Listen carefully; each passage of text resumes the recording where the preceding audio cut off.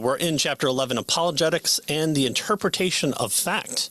But I thought all facts were brute facts, and you just lay them out there. Interpretations. Okay, all right. We're reaching past this chapter here a little bit. Well, here in this concluding chapter on Evidentialist apologetics, we will summarize our authors this model or paradigm for apologetics, and then consider its major strengths and weaknesses. Well, here the Evidentialist model, as explained in Chapter 3, they've summarized each model of apologetics system under two heading: meta-apologetics and apologetics, the 6 specific questions under each heading. And here they apply this analysis to the Evidentialist model.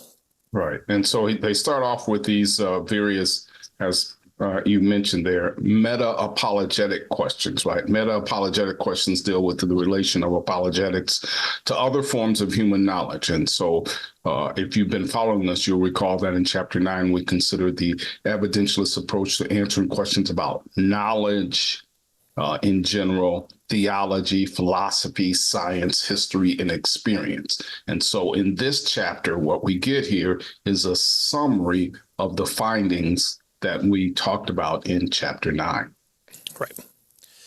So the first one is, on what basis do we claim that Christianity is true according to the Evidentialists? Well, the evidential apologetics is dominated by inductive, empirical reasoning and seeks to build its case from a mass of factual evidences, kind of a throw it all in the pot, the gumbo of apologetics. You apply them with history. If they don't like history, there's always science. There's always the resurrection. There's the makeup of the universe. The world is your oyster as far as evidences, because all facts are God's facts, and so we can present the evidences for the possibility of God, and then the conclusion that Jesus Christ is the fulfillment of the image bearer, ultimately of the Godhead, and so of course they're going to want to point to him ultimately. Well, the classical approach typically launches its argument into 2 stages. The first seeks to prove the theistic worldview, while the second, building on the first, seeks to prove the specific central claims of the Christian faith. The evidentialist approach typically involves one complex process of mounting a case for truth of the whole of the Christian theistic faith, though almost always with the case turning on the evidence for Jesus' death and resurrection. Why? Because Christ is at the center of the Christian theistic faith. So there's the Christ focus. Right.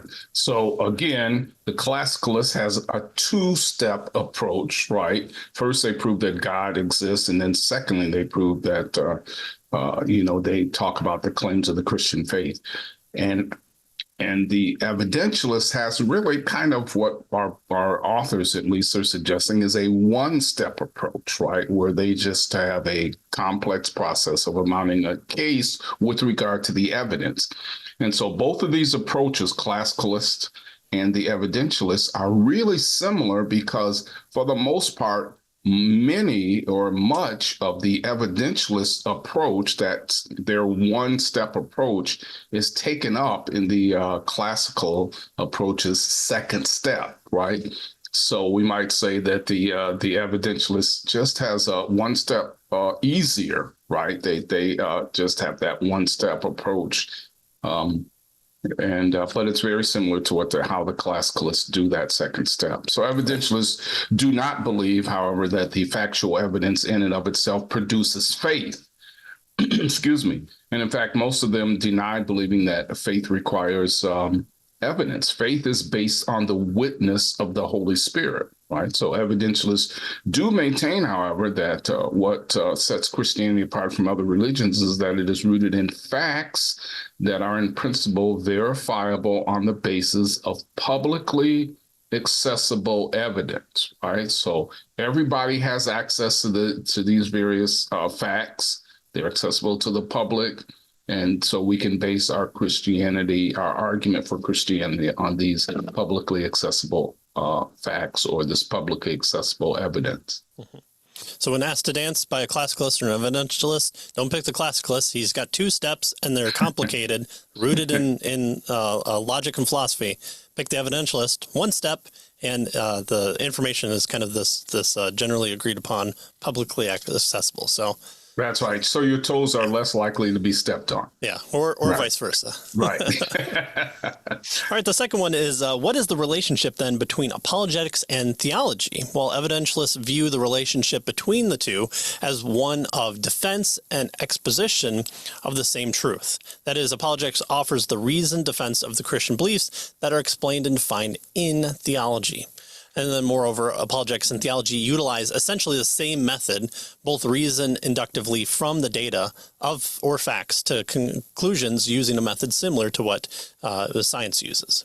The apologist appeals to facts about and from the Bible to show that that Christianity is true, and that the theologians appeals to facts of the Bible to show what Christianity means. And so there's no laying aside the Bible. You're still applying it, and you're pulling facts from there and saying, where does this match up in the world that you see around you?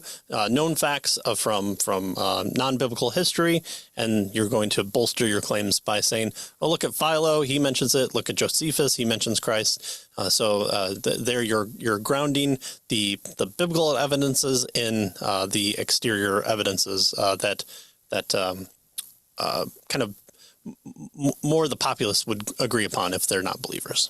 Right. Exactly. All right. So that's number two, the relationship between apologetics and theology.